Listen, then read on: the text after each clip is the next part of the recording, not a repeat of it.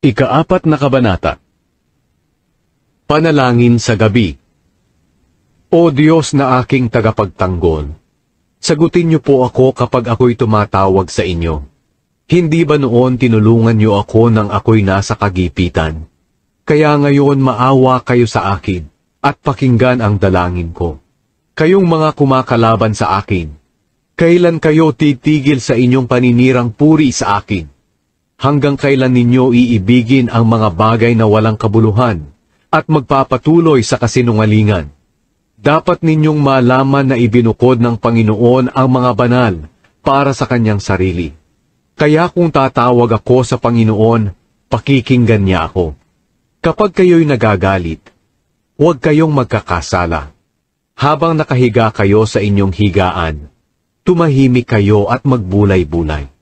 Magtiwala kayo sa Panginoon at mag-alay sa Kanya ng tamang mga handog.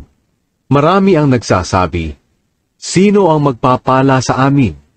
Panginoon, kaawaan niyo po kami. Pinaliligayan niyo ako, higit pa kaysa sa mga taong sagana sa pagkain at inumin. Kaya nakakatulog ako ng mapayapa, dahil binabantayan niyo ako, O Panginoon.